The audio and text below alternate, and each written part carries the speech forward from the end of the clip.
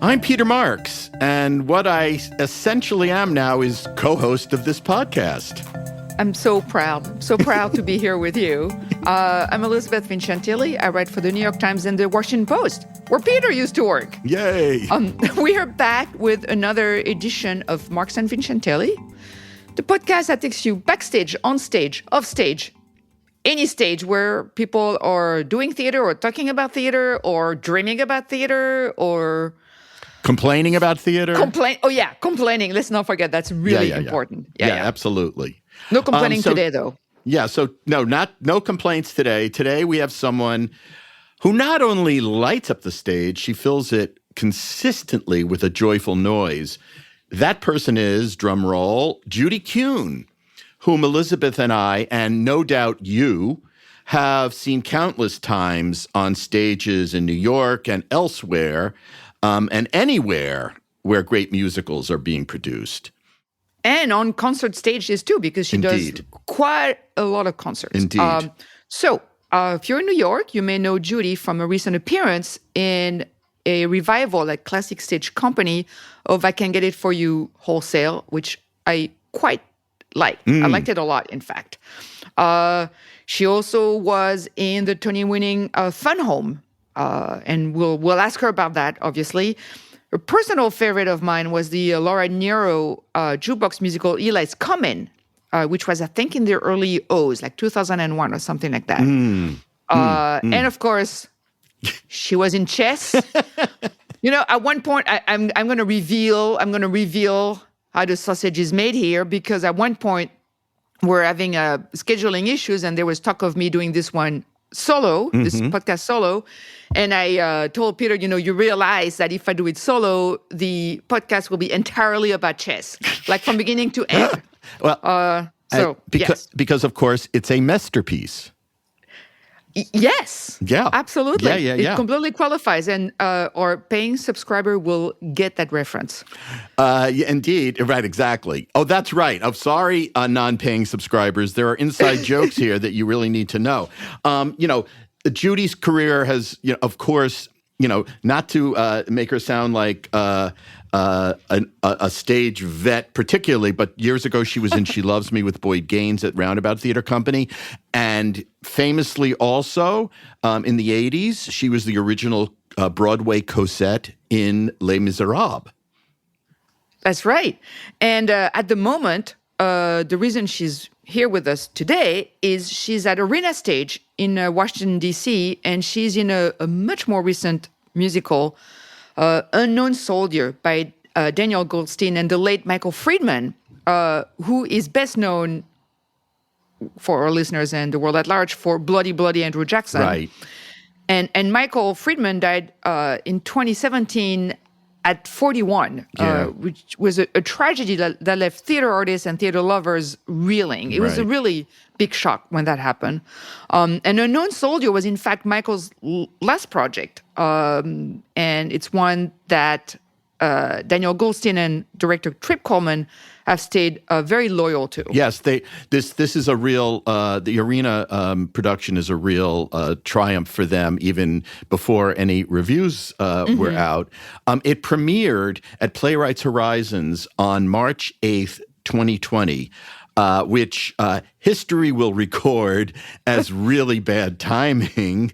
Not by any mistake they made, but because it was 4 days later that COVID shut the theater world down and basically wiped out Unknown Soldier's run, and it couldn't be remounted, I guess, after the pandemic receded. But as I wrote in a story for the Washington Post about the show's stunted trajectory, my lead was, it's one thing for bad reviews to kill a new musical or a play. It's another for a virus to do it. So this is a very happy occasion on many levels. Yeah, it's pretty great that Arena Stage is giving Unknown Soldier another chance, because I think quite a few shows kind of got caught in that moment in 2020. Right. And it's pretty great that this one is getting that chance. Right. So now Judy Kuhn was not in it at Playwrights. She's one of the nearly a dozen actors in the cast. with, once again, Trip Coleman at the helm. So we're going to let Judy tell us a little bit about this time-traveling show, which has a kind of complicated plot. It's built around the photo of an unidentified soldier from World War I. Welcome, Judy. Well, I'm very happy to be here. Thanks for having me. We're very excited. Are you in the middle of rehearsals? Where are you in the process? No, the show is now frozen. Tonight is our last preview, and we open tomorrow. Very cool. Very cool. Yeah. So before we talk, Judy, about Unknown Soldier, theater nuts, want to know the Judy Kuhn story. I mean, there's so many chapters to it, and that's not. And more to come. But how did it start, Judy? Did you start in college? Is that where you started performing, or was it before that? Well, that's a hard question to answer. I mean, I suppose you could say it started with doing plays and musicals in high school. And then I went to Oberlin College. And after my first year, I transferred into the conservatory. So I got a degree in vocal performance, and I sang classical music, though I did do a couple of musicals and a couple plays too. And then I didn't really know where I was headed. I always loved the theater, and I was never sure if I would be able to make my way professionally. And anyway, after a year out of college, I did some summer stock. Someone said to me there, "You've got to move to New York." And so I thought, well, if I don't give it a go now, I never will. So I did. I moved to New York. And, the rest, as they say, is my career. Did you remember, what was your first professional gig in New York? Like, what was it like to make that leap? Do you remember? Was it Drew? Or maybe the show that really marked you first?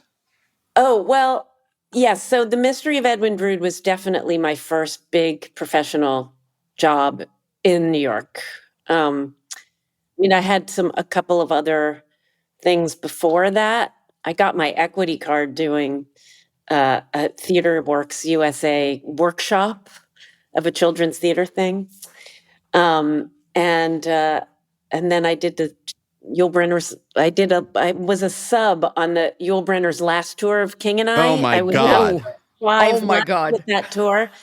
And then I came back. They sent me home when the person I was filling in for came back, and I auditioned for Drood. And that was sort of, I think, the beginning, really, of my professional life in New York.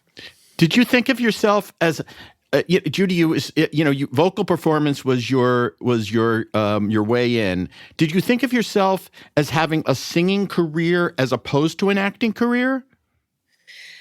I don't separate those two things, really. I think of myself as an actor who sings. Got it. Mm-hmm. I don't, if I'm doing a play or something that doesn't, or what TV or whatever, something doesn't involve singing, I don't approach it any differently, really. But in terms of the work that you do to build a character and tell a story and all those things, but the fact that I sing is certainly has worked to my advantage. Right, of course. And I love music theater. I mean, I think when it's good, it's incredible. It's a profound experience, I think, for actor and audience. When it's bad, then not so much. Were there any shows that you remember as being really important to you as an audience member or a viewer, if you saw them on TV, or do you remember anything that really made an impression on you, on the possibilities of musical theater, I guess?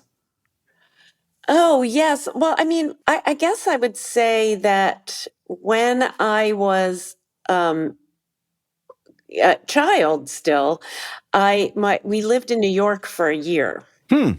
And my parents always loved the arts, and they took us to the first Broadway shows, really the first New York shows I'd ever seen. And I can remember seeing Man of La Mancha and Fiddler on the Roof and You're a Good Man, Charlie Brown.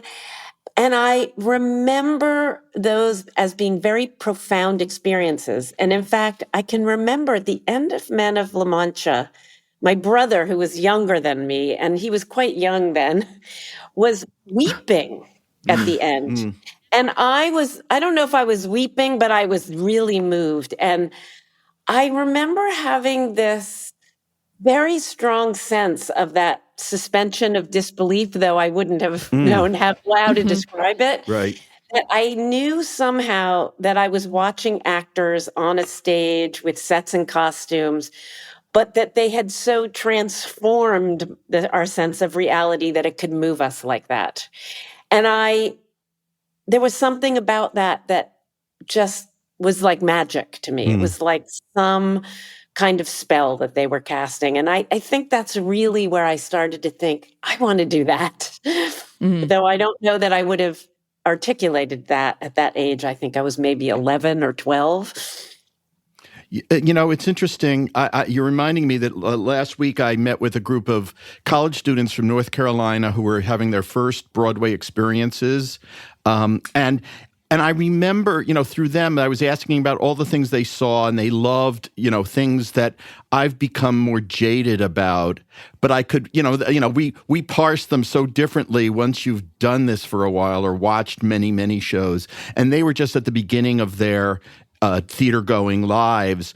And it just struck me in what you were saying about how we lose that appreciation, that just kind of pure, visceral excitement that, these things are happening before your eyes. It doesn't have to, you don't have to make aesthetic judgments about every, piece of the work.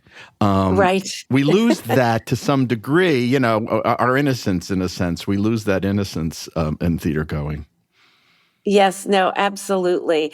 But I still, even I'm old and jaded myself now, but I still have that feeling, like that sense of and watching an actor, get ready in the wings and then walk into the light and become something different than they were in the wings. And I feel that myself when I think there is magic in that, and there's I don't know. I really love it. I think that's why I love live performance.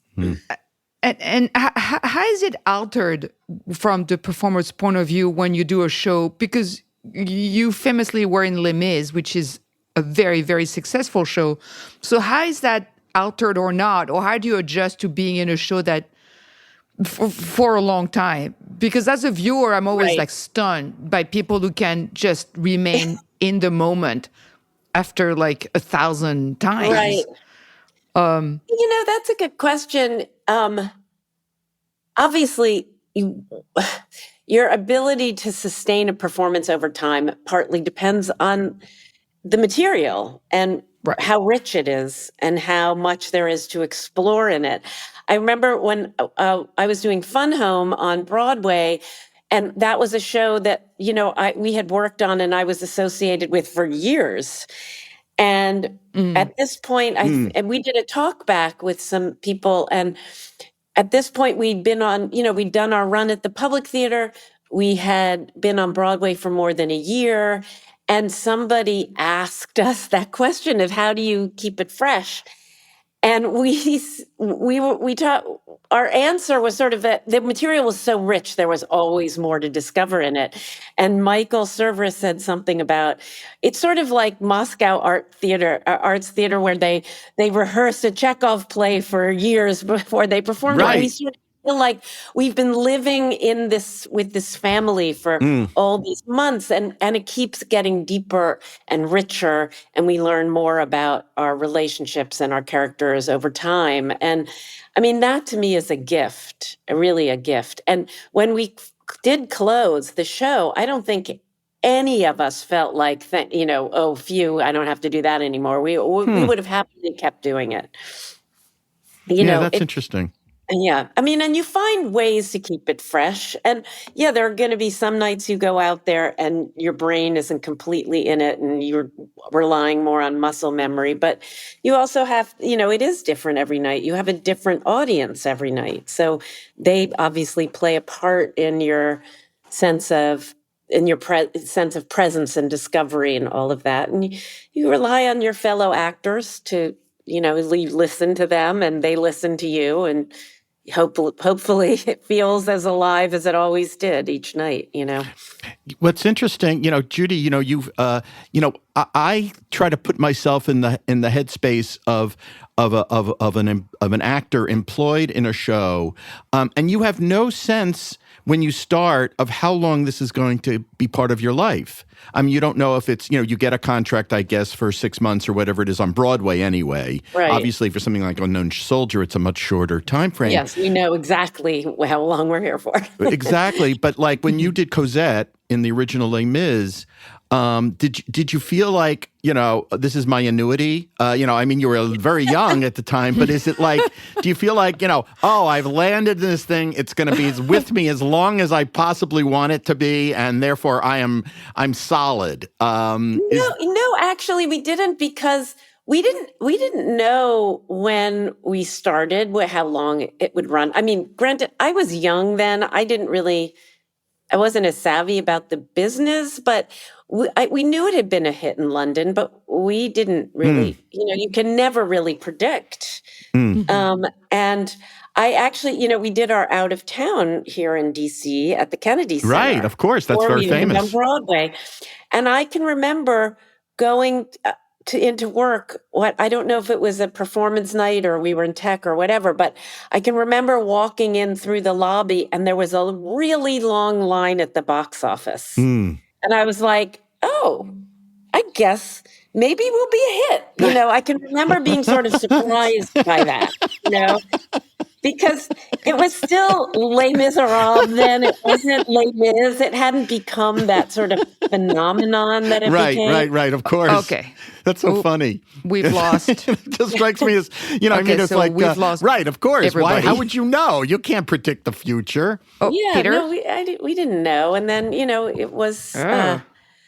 It was very exciting to be a part of that show. Of course. That's the other thing I wanted to understand, Judy, or one of the things, that sense that of all the this sounds so like, starry-eyed, but of all the people who could be cast in a show, you get that part. I wonder what that feeling is like when you know you've been chosen. Is that a heady thing, or is it like a relief? Is it terrifying? Is it like I can do this or maybe I can't? What goes through one's mind when you're cast in a big musical? Well, I mean, back then it was a huge thing for me. I mean, I was absolutely thrilled when I got that call that they were offering me that job. I knew that everybody in New York wanted those parts in that show. Right. That job. I love that job. I was thrilled. And, of course, then you go into your first day of rehearsal and you everybody the first week, you go, they're going to fire me. They're looking like, why did they hire that girl? And then you realize everybody feels that way. Right. It's not just you. But, over time, you kind of, I don't know, over time that feeling is different. You win some, you lose some. Sometimes you really want a job that you don't get. And I mean, these days with musicals, especially, mostly, I get a call with an offer, not right. I don't of course that much.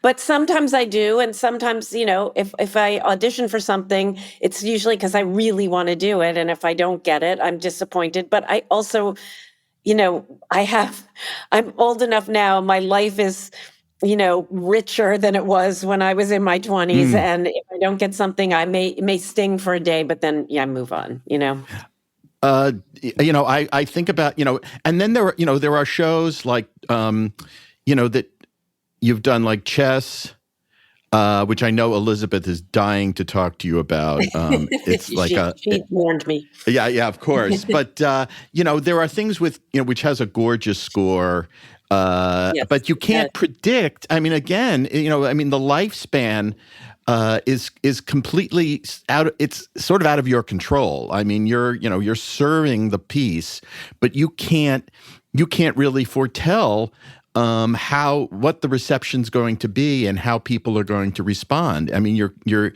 there's a kind of lack of control there in terms of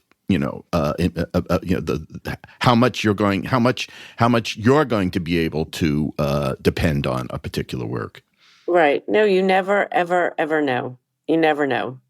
Can we go back a second to when you were talking about working on Fun Home for years? I'm always curious as to what it's like for an actor to be helping create a show for years, and how what is it like for you as a person and as a performer to be in? And of course, again, you don't know where and how and when it's going to end up.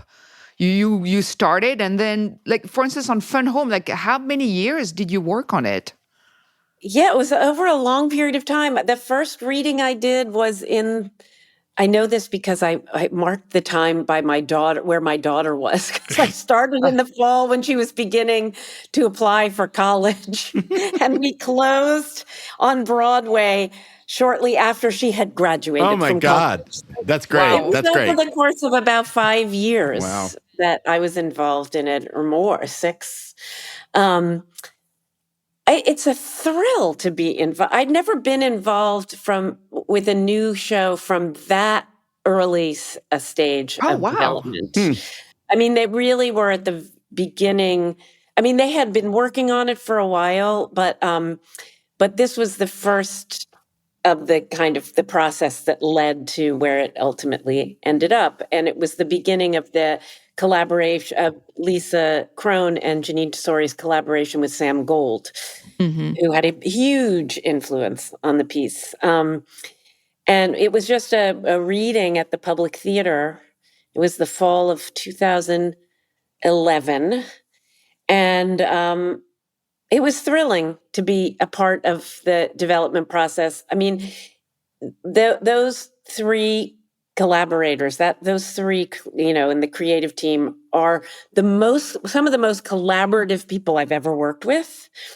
They worked unbelievably well as a team. Nobody felt proprietary about their territory. And they were really interested in what the actors had to say. I mean, Lisa Krohn said at one point, if an actor stumbles over a line or repeatedly can't remember it, it means I've written them the wrong line. Oh, interesting. And I've never heard a writer say that, and the actor's always blamed. So it was, and I can remember opening night on Broadway, I said to Lisa, I said, look what you guys made. It's just incredible what you made. And she said, we all made it, which I thought was very generous, but she really felt that. And so it was really kind of remarkable thing to be part of. And I just loved the piece so much. And I loved being a part of it. Helen, the part of Helen is such a poignant role.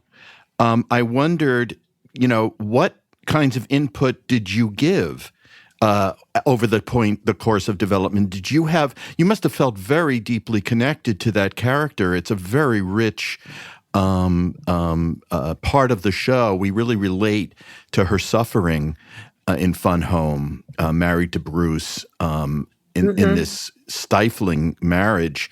Do you go to the composer and the lyricist and the book writer and say, or the composer, lyricist, and the book writer, and say, I want to give her everything. I want to invest in her everything I possibly can. What am I missing something, or is there something I can add? Is there those kind of conversations that go on?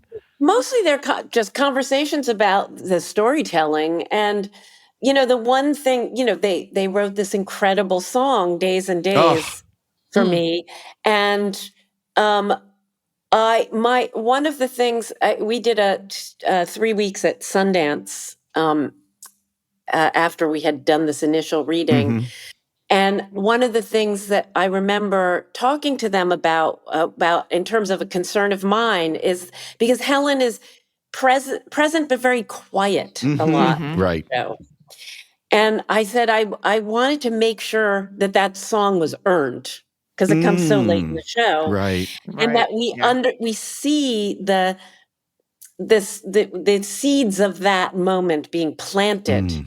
And they really heard that, and they found lots of really wonderful moments where you could see her engaging with him or the kids or whatever in a way that where the lid was on, so that it could come out in that song when she finally takes the lid off and says and tells her story. And yeah, so I mean that was one thing I remember having real conversations with them about. And partly because they had a lot of writing tasks and sort of hurdles to jump in that, and so they took things in stages, and one of the biggest things that they contended with throughout the process was what the grown-up Allison's what her function was she a narrator, how was she interacting with the storytelling, and how was she interacting with the audience, and it went through many incarnations until finally they realized after we had done a public lab at the Public where audience was invited in to watch the process. And that's where and I think this was sort of at Sam's urging, was to think of it as a memory play, not Allison as a narrator telling her story to the audience, but as a character interacting with her memories. And that was really a profound change. Interesting. Storytelling. Well, I think it's pretty telling that a lot of the reviews of the show said that we didn't see enough of you. And there's... Is that true? Yes. And I remember the first time I saw it at the Public, I remember thinking, gosh, because as you said, the character is quiet for a lot of the show. And I remember thinking, gosh, you're getting Judy Kuhn and you're not giving her anything to do. Like, come on. And that was a great, and that was echoed in a lot of reviews. But it, from the story's perspective, it makes total sense. As frustrating as it might be for us as fans of you singing.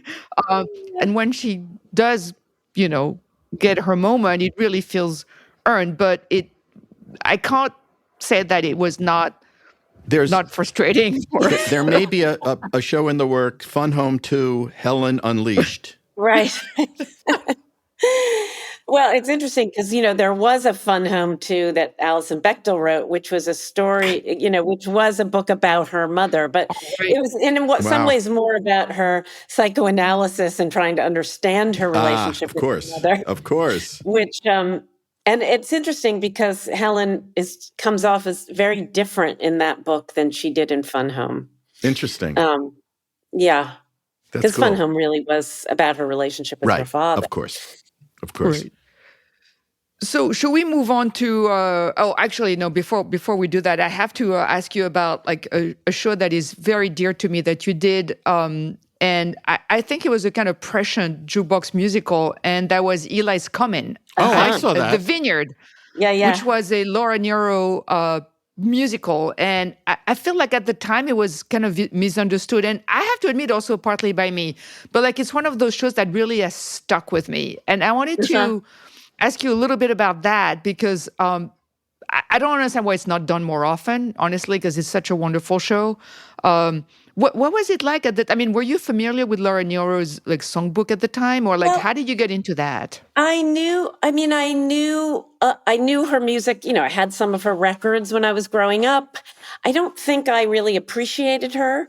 I think in the way that I certainly do now. I mean, I've done 2 Laura Nyro shows since then. But and done an album of her songs. But I think it was that show that I really understood what her Right. greatness was, and really got into her music and her lyrics, and just the kind of person that she was, the kind of artist that she was. And I was saying that I just did a Laura Nero show at the 92nd Street Y as part of the Lyrics and Lyricists series, and we really in that one we took the kind of the point of view. It was actually directed by Trip Coleman and Kevin Carrillo, and we really wanted to explore, why is this person so influential? All the influence she had on other singer-songwriters, and yet is not very well known. Right. Like, what is that about? And it really was a great evening. People really loved it. Well, we did it 3 evenings. We had 3 concerts. Yeah, thank you for that memory, Elizabeth. And Judy. I love Laura Nero, always have, and I forgot about that show. And she's extraordinary, and I become a Nero proselytizer. I always love to make sure that everybody knows who she is. And wasn't it directed by Diane Paulus? Yes, it was directed and Wilson, by Wilson Heredia was in it from Yes, although he was silent. Yes, that's right. That's right. Yes. It was all movement. Anika Noni Rose. What a cast. Rose, oh my God, and what a Mandy cast. Gonzalez, and Jan L. Bay, who sadly is not with us anymore, but who was extraordinary singer. Also underappreciated. But yeah, it was fun. We loved performing together, the 4 of us. We really, we were all so different, but our voices really worked together, and it was really, I loved doing it. So we should talk a little bit about Unknown Soldier, the show you're in now. You were not in it before the pandemic. It closed, famously or not so famously, literally a few days after opening, but not because of the reception to it, because of COVID. You came into this freshly for Arena. Yes. Yes. How did that? How did you? Did you know? Was Trip your way in? Yes, and Danny Goldstein, who is the book writer and co-lyricist, who I had known a bit before. They approached me about coming and doing it. And again, talk about being involved in it. This wasn't a new musical, but still being developed in a certain kind of way. And I had a meeting with them about this character and what I thought was kind of missing a little bit from the story. And they really took to heart what I had to say. And he wrote me into a couple of scenes. Oh, cool. That's cool. Yeah. There you go.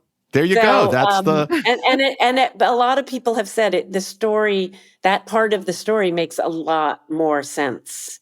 And I think they did a lot of writing based on the other actors who are new to the piece. I mean, there are only 2 people in this production who were in that playwrights production. Everybody else is new to it. So it really gave, Danny said to me at one point, because Michael Friedman, the composer, is not with us anymore, that it's easy to have a feeling of stasis about the piece, like this is what it is. He said there's no reason that it has to be. And he did a lot of wonderful writing. Can you just tell us a little bit about the role you play? Because it takes place in several time periods, and it's really about, so it travels back and forth in time. Well, the jumping off point is this woman whose name is Ellen. I play her grandmother, and her grandmother has just died, and she comes back to the house to clean out the house, and she's had a very troubled relationship with this person. Her mother died when she was born, so she'd never had a mother, and her grandmother raised her. And she finds this picture in her mother's a clipping in her grandmother's possessions that's of her grandmother as a young woman with this man only identified as the unknown soldier. the living unknown soldier. And she doesn't know who he is. And she says, he's not my grandfather. My grandfather died in World War I. And it sends her on this kind of search to find out who this man is and what this story is about him and her grandmother. And so in some ways, it's also a memory play and a play, scenes in it are kind of her conjecture, her imagining of what happened, her looking back at herself as a young girl with her grandmother. So the character of Ellen is played by Laura Lee Gayer, and then also as an 11-year-old girl. And then I play the grandmother as an older person. And then there's a younger version of that character whose name is Lucy. And so, and Lucy lives, in the 20s. And my character and young Ellen live in the 70s. And Laura Lee and Adam Chandler Barat, who plays this man who's helping her do this search. Right. Are in the 2000s sometime. Right. So it jumps back and forth between those times. And it's very science fiction-y almost. I feel like I read a lot about science fiction, and I feel like I'm in one of my multiverse movies with trying to keep track of timelines. We often talked about the time-space continuum and the matrix of how suddenly young Ellen and older Ellen are speaking to each other, and how is that happening? You can't think too much about it because it's very much a kind of abstract. It's in that way, it's very abstract play about grief and loss. And how you reconcile the mysteries of your family and how you forgive people who, I think our families, our parents, grandparents, siblings, some of the people we're most intimate with and sometimes are the most mysterious to us. And often you start learning things about them after you can no longer ask them questions that you would like to ask them. So I think it's quite a beautiful piece, and the audiences have been really responding to it, which has been very gratifying. This is all really heavy going. Are you trying to book a musical comedy after this? Because you must be looking forward to a little levity, maybe. I have to say, because I did Assassins a few years ago. Oh, I love that show. And I got to be the comedic relief in that, and that was so much fun. I remember, and it was like you were Sarah Jane Moore. Yes. Who doesn't have her own song in the damn show? No. But she has parts of them. She has the gun song and yeah. But I had some of the best scenes. Yes, absolutely. No, it was very funny. You were very funny in that production. It was really so fun. I saw you do a Ricky Ian Gordon musical. Now it's all coming back. Sycamore Trees. I wondered, Judy, given your involvement in Unknown Soldier, are you choosier now about what you pick? You just did I Can Get It For You Wholesale at Classic Stage, which I really enjoyed. Oh, me too. I loved it. I thought it was a really terrific production. But are you pickier about something that's going to give you something back as opposed to a job? I suppose. I guess to me it's a lot about the people involved, who's going to be in the room, the actors, director, writers, So if somebody offers me something this part that I'm playing right now, it's not particularly big. I spend a lot of time off stage. And if it hadn't been, Trip and Danny and some of the actors who I love, the show, Got it. I might not have done it because it meant, 2 months away from home. Right. But I love them so much. I love being in the room with them. Makes complete sense. The community. It's that feeling of, the worthwhileness is that shared experience with people you really respect. It's also about collaboration. The theater, particularly musical theater, is so much about collaboration. And if you're with people are going to listen to you and have really, where you're going to be able to bounce around ideas and try different things and make changes based on those things. And that's what makes it fun to me. Totally that's what makes it, when my brain and my soul are engaged. Yeah, that's really nice. Yeah. So do you have anything booked? I mean, what are you planning? Are you doing concerts? Like, what are you doing after that? I just did a whole lot of concerts, but when I go back 3 weeks after we get back, I'm going into rehearsal for Titanic at Encores. Oh, cool. Yeah. Oh, that's great. I am so Who are excited you? about that. Who are you playing? I'm so I'm playing excited. Ida Strauss. Oh my God. Of course. Cannot wait for this. Who's Mr. Strauss? I don't know if it's been announced. I think Chip Zion is going to be my husband. Oh, perfect. We It's an approve. incredible cast. It's a great, great cast. Bonnie Milligan is in it. Is she still? She's still in it, right? Is she still in it? Yes, Bonnie's in it. Adam Chandler Barat, who I've just done 3 shows in a row You're with. stalking each other. It'll be our 4th in a row. We've decided we tell our agents that we will only do shows that both of us are in. And Brandon Uranowitz, another assassin. Yeah, no, it's amazing. Yeah, it's going to be a fantastic cast. The opening number of Titanic is so gorgeous. I long to hear it again. In these voices, it's going to be, wild. Yeah. And it's going to be huge cast and a huge orchestra. It's going to be done concert style. Is Lear directing it? Oh, yeah. No, Annie Kaufman. Oh, great. Oh, yeah. Heavenly. I cannot wait. Yeah. I cannot wait. Well, this is there's a lot to look forward to in the Kuhn oeuvre, so I'm very excited about it all. The Kuhn-verse. The Kuhniverse. Oh, that's good. The Kuhniverse. Oh my God, we've just Okay, that's good. I like that. I like that. Your next album, the Kuhniverse, it's brilliant. Anyway. But anyway, Judy, we should leave you to rest your voice and be ready for opening night. So we wish you the best with all of your endeavors. Well, thank you. And thank you so much. Thank you for having me. Pleasure. Oh my God, it was our pleasure.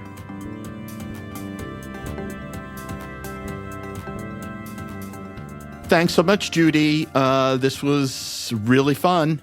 Oh, we both wish you the best for the show, and I wish I was in DC to see it. I didn't see it, obviously, and I'm very curious about it. Yeah, no, and I think, Elizabeth, this is another one for the record books. Another lovely conversation. Yes. Who else is doing what we're doing right now? It's a labor of love. I agree. But it's so much fun. It's so much fun. I mean, labor is the wrong word because it sounds like it's work, but. Well, it is. We do prep. We prep. We try to keep it lively, and that's it's joyful work, but it's work. It's true. The work will continue till next time. I'm Peter Marks, and I'm Elizabeth Vincentielli, and we're not going to beg, but we just strongly recommend that you subscribe to the podcast. At marksvincentielli.substack.com, and that really helps us to kind of continue the good work. Leave comments. We look at them. I answer because I'm nice. I'm the nice one of the two, clearly. I'll back that up. Yes. And we're on social media, where you'll find us on Threads. You'll find Elizabeth also on X. Our handles are, generally speaking, our real names, although Elizabeth has a double diamond EV. It's linked to my Instagram. Anyway, yeah. So that's on Threads. That Instagram connection. She's Vincentielli on Twitter. But if you Google my name, you'll find it because I'm registered under my real name, and of course my Threads handle is a reference to my devouring passion for skiing. Which she writes about beautifully. Which one day we'll do a whole podcast about theater people who ski. I'm sure they're out there somewhere. Or musicals about skiing? There aren't many. I can't even think of one. Yeah, by that you mean any? Yeah. Well, there's a gap. Well, thank you for listening, and we'll be back with you soon.